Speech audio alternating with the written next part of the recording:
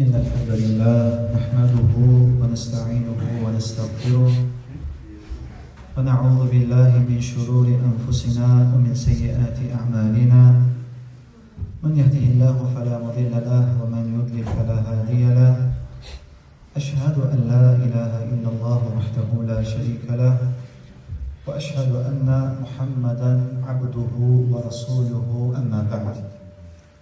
Biz geçen günlerde tevhid barəsində götürdük, tevhidin növlərini götürdük.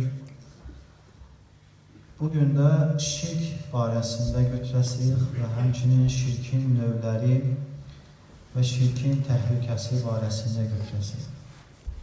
Bunları bilincək qabağa, keçincək qabağa bilmək lazımdır ki, Allah-u Teala'nın əmr etdiyi şeylər içərisində ən əzəmətli əmr etdiyi şey tevhiddir. İbadətdə onu təkləşdirməkdir. Və qadağan etdiyi şeylər içərisində ən əzəmətli, ən şiddətli qadağan etdiyi şey Allaha başqa bir şeyi şərik qoşmaqdır. Allah ki, bu Allaha başqa bir şeyi tay tutmaq, şərik tutmaq elə bir günahdır ki, bağışlanmır. Çünki Allah-u Teala buyurur ki, İnna Allah, həqiqətən Allah, la yağfir, bağışlamaz. Ey yüşrəkə bihi və yağfiru mə dunə dəlikə limən yeşə. Allah-u Teala özünə şirk qoşulmağı əsla bağışlamaz. Ancaq istədiyi şəxsə bundan aşağı günahları bağışlayar. Allah-u Teala istədiyi şəxsə içki içəni bağışlaya bilər. İstədiyi şəxsə zinanı bağışlayar. İstədiyi şəxsə oğulluğu bağışlayar. Qul haqqından başqa və digər günahlar. Amma şirkə gəldikdə isə Allah-u Teala'nın bağışlamadığı, sevmədiyi günahdır.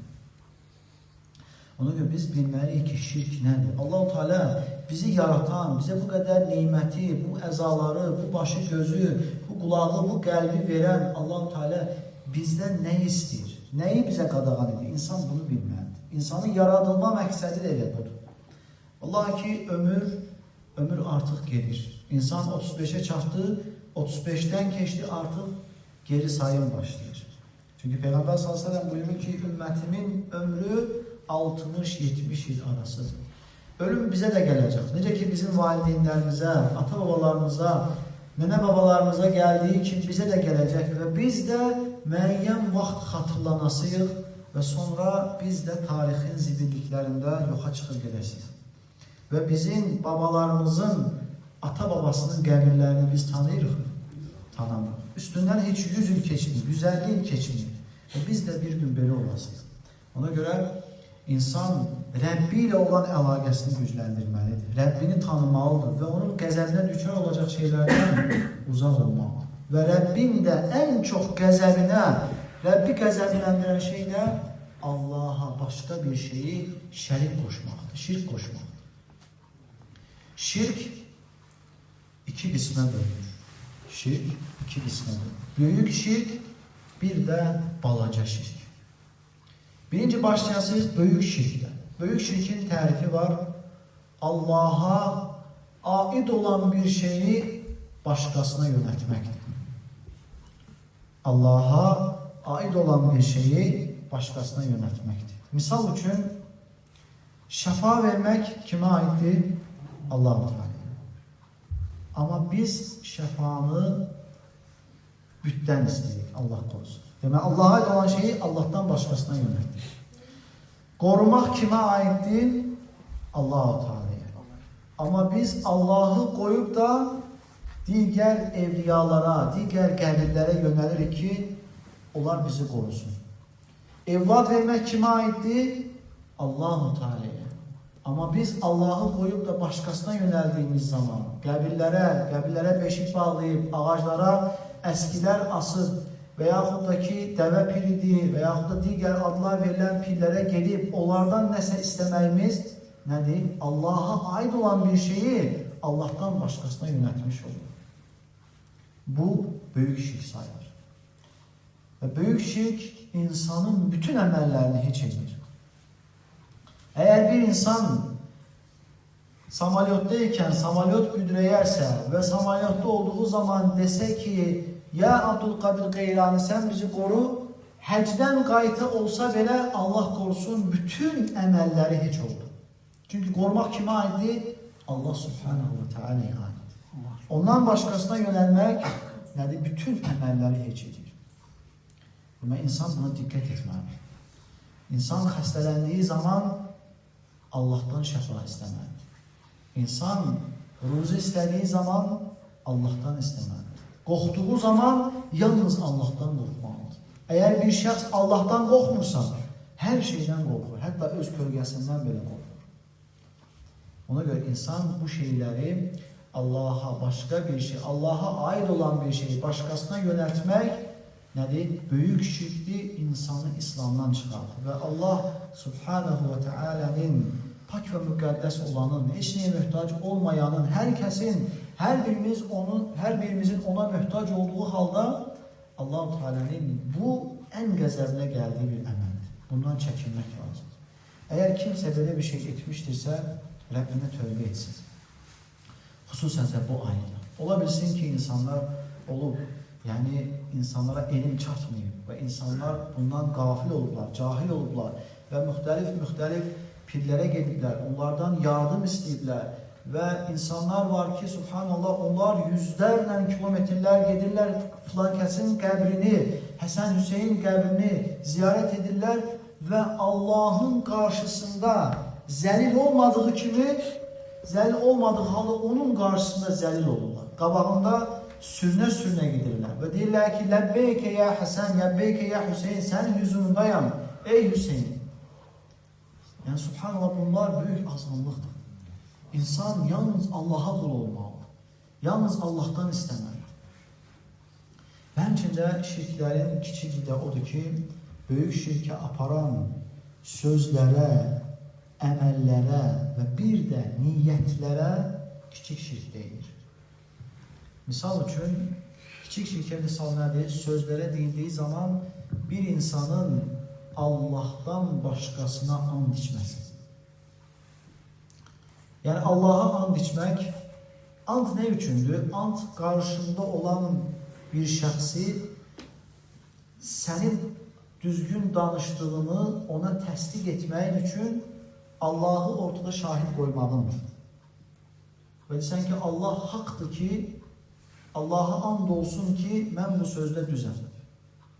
Amma insan bəzən Allahın şahidliyini itirir və ora digər məxluqları ortaya qoyur. Məsələn, deyir ki, çörək haqqı mən eləməmişəm, torpa haqqı mən eləməmişəm, işıq haqqı, pir haqqı, nə qədər şeylər var ki, insan bunlara and içir.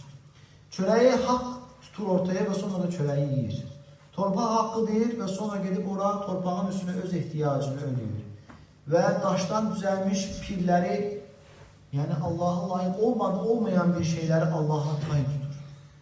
Və kim bunu edirsə, Allahdan başqasına and içirsə, çörək haqqı, pir haqqı, doğramac haqqı, vallahi ki, o insan Allaha şirk qoşmuş sayılır. Allah-u Teala'nın bağışlamadığı bir ibadət, bağışlamadığı bir əməldir. Ən birinci bundan uzaq olmaq lazımdır. Və ikincisi, bu sözlərə olan misaldır və ikincisi, əməllərə olan misal, şirkdə əməllərə olan misal. İnsanın evinə və yaxud da ki, maşınına, insanların gözünü uzaq tutmaq üçün və yaxud da ki, gələn xətabalarını dəf etmək üçün maşına dağdağan, göz muncuğu, kol və yaxud belə şeylər asmasıdır. Və həmçinin insanın yeni ev tikir və evə at nalı asır. Ev tikir və evə inək burnuzu qoyur və tikan, kolkos qoyur və məqsədi də nədir? İnsanların gözü dəyməsin. İnsanlardan qorumaq üçün.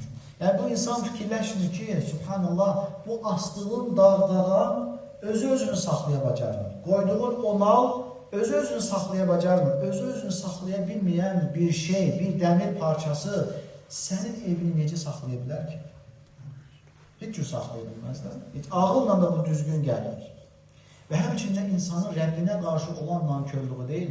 Rəbbin sənə ruzi verdi, sənə ev tikmək üçün ruzi yetirdi, sağlamlıq və sənə içinə köçmək müvəffəq elədi Və bu qədər nemətlərin qarşısında sən deyirsən ki, sən bunları mənə veribsən, amma sən qorumağı bacarmırsan. Sən qoy bu daha yaxşı oluyor. İnsan belə dərinə getdiyi zaman fikir verir. Məyər Rəhmən Rahim olan Allahın qəzəbinə düçar olmazmı? Elə bil ki, sən bir evlad böyütmüsən, ta balacalığından evlad böyütmüsən, həddi buluğa çatandan sonra və gedir qonşuda işləyir, sənə xidmət eləmir. Sənin ehtiyacın var, o evladın sənə köməyinə ehtiyacı var, amma o gedir başqasına işləyir. Məyər valideynin ürəyi rahat olarmı? Olmaz. Qəlbi razı olarmı? Olmaz. Qəzəblənməzmi? Əlbəttə ki, qəzəblənir. Yəni, Allaha olan misal daha üstün bir misal. Sadəcə misal olaraq, yəni insanın nankörlüğündən gedir.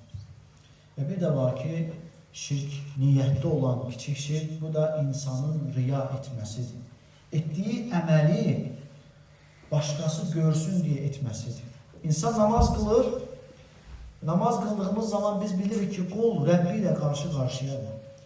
Rəbbi ilə danışır və baxırsan ki, namaz qıldıqdan gecə namazına durur və Allahın onu görməsi kifayət eləmir. Və əlavə də istəyir ki, insanlar da bilsin ki, bu gecə namazını durur. Və başlayır ki, mən gecə namaza durmuşdum, filan rəkatları qıldım, filan elədim. Və yaxud da şeytanın vəsvəsəsidir. İstəyir ki, şeytan istəyir ki, o əməli ona diditdirsin, o savabı əlindən alsın. Məsələn, insan var, 50 ildir gecə namazı qılır və sonra insanların yanında şeytan vəsvəsə verirək, gözəlləşdirərək deyir ki, mən 50 ildir gecə namazı qılıram, 50 illıq gecə namazının savabı getdi. Fikir verir. 50 illıq gecə namazının savabı getdi. İnsan var, 10.000 sədəqə verir, gizlin sədəqə verib və oturur söhbətdə şeytan vəsvəsə verir, sən dedi və baxırsan ki, mən də filan kəsə sədəqə verdim, filan kəsə ehtiyacını ödədim, borcu var idi, onu bağladım, borcu var idi, onu bağışladım. Yəni, Allahın səni görməsindən razı düşmürsən və istəyirsən ki, digər insanlar da bunu bilsin. Və bu nə olur? Əməlin heç olmasına gətirib çıxardır. Çünki riya, buna riya deyilir. Riya elə bir şeydir ki, hansı əməldə varsa, o əməli heç edir. Ona görə, əgər bir kimsə Rəbbi ilə özü arasında bir əməli varsa, bunu qoruyub saxlasın. Heç kimə deməsin. Və bilsin ki, deyərsə, o əməldən ancaq ona yorğunluq qalır. Onun savabı hamısı ondan götürülür. Bu kiçik şirkə olan misaldır. Və bəzən də ola bilər ki, bu kiçik şirk böyük şirkə çevrilsin. Necə ola bilər? Məsələn, bir insan Allaha and içidir ki, Allah haqqı mən götürməmişəm, çörək haqqı mən götürməmişəm və deməli, bir vaxt oğurluq olur. Oğurluqda deyir ki, and iç, sən götürməmişsən. Həmən şeyi sən oğurlamamışsan və deyir ki, Allah haqqı mən oğurlamamışam. Və onu and içdirən insan bilir ki, bu insanın əqidəsi, inancı xarabdır. Düzgün inancı yox. Və deyir ki, and iç filan kəsin qəbrinə, and iç filan ağaya, onu eşidəndə artıq and içməyə qorxur. Allaha and içməyə qorxmur yalandan. Amma filan ağaya, filan qəbrə yalandan and içməyə qorxur. Deməli, bu insan etdiyi bu əməllə böyük şirk etmiş sayılır. Çünki Allahı, yəni o bir piri, o qəbri Allahdan daha üstün tutduğuna görə. Və həmçinin insan qapıya nal və yaxud da ki, maşına kol asıbdırsa, əgər niyyəti varsa ki, qoruyan Allah-u Teala'dır, ancaq bu səbəbdir desə, həmən insan kiçik şirk etmiş sayılır, balaca şirk. Amma desə ki, yox, qoruyan da budur, bütün hər şeyi edən də budur deyərsə, Allah qorusun, böyük şirk etmiş olar və İslamdan çıxar. Allah qorusun. Ona görə bu çox təhlükəli bir şirkdir. Ona görə böyük şirklə kiçik şirkin fərqi nədir? Əzəmətli fərqləri olur. Birincisi, böyük şirk bütün əməlləri heç edir. İnsan 70 il ibadət edir, 70 il, yəni insan oruç tutur, namazlar qılır, məscidə gidir və ən axırda Allahdan başqasına qurban kəsərsən. Allah qorusun, Allahı qoyub, Allaha aid olan bir şeyi başqasına yönəldərsə, xəstələnib, baxır ki, iynə dərmandır, müalicə edir, şəfa tapmır və gedir filan ziyarətə və yaxud da filan babanın yanına, ondan xeyir, bərəkət, şəfa umarsa, Allaha aid olan bir şeydə Allah qorusun, insan İslamdan çıxır. Yəni o insanın 60-70 illik ibadəti bərabərdir sıfır. Allah qorusun. 60 il getdi, hədər getdi. İbadət, əziyyət hamısı hədər getdi. Bunun çox dəhşətli bir şeydir. Deməli, birincisi, böyük şirk hansı əməldə, böyük şirk bütün əməlləri heç edir. Amma kiçik şirk hansı əməldə varsa o əməli heç edir. Əgər bir insan təravih namazını, Allah qorusun, kiməsə göstərmək üçün qılarsa, onun təravih namazı yoxdur. Amma digər namazları var, Rəbbi üçün olan digər namazları var. Amma təravih namazı yox. Və yaxud da insan 1000 manat sədəqə verib, insanlar görsün deyə sədəqə veribsə, onun o 1000 manatlıq sədəqəsi yoxdur. Amma digər gizlində verdiyi sədəqələr, Rəbbi üçün verdiyi sədəqələr durur. Bu birinci fərq. Deməli, birincisi, böyük şirk bütün əməlləri heç edir, kiçik şirk isə hansı əməldə varsa onu heç edir. İkincisi, böyük şirk insanı İslamdan çıxardır. Müsəlman deyil, ta ki tövbə edir və şəhadət gətirər, İslama daxil olur. Amma kiçik şirk isə insanı İslamdan çıxartmır. Günah sahibidir. Ona görə Allahın əzabına düçar olur, amma İslamdan çıxartmır. Və üçüncüsü də odur ki, ən əzəmətlisi, böyük şirk edən əbədi cəhənnəmdir, amma kiçik şirk edən isə əbədi cəhənnəm deyil. Ona görə bu məsələləri bilmək lazımdır. Kim bu əməl üzərindədirsə, kimin keçmişində bu xataları etmişdirsə, Allahın qoyduğu bu hədləri aşmışdırsa, bunun üçün tövbə etsin. Ola bilər ki, insan unutur, cahillik olub, bilməyib və yaxud da kiminsə ona tərifləməsindən və yaxud da orada şəfa tapmışam deyib getməsindən ola bilər.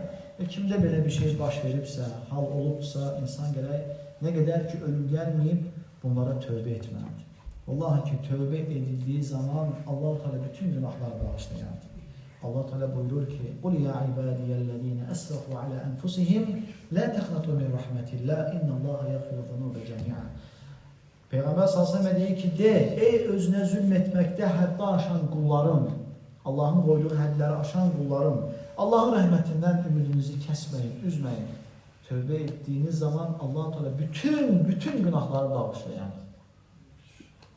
Ona görə Allahdan istəyir ki, Allah Teala bizə səmimi tövbə nəsib etsin və bu Ramazanda bizi bağışlayanlardan etsin və razı qaldığı şəkildə bu dünyadan köçməyi və öz rəhməti, mərhəməti ilə Firdevs cənnətindən sualsız girməyi nəsib etsin.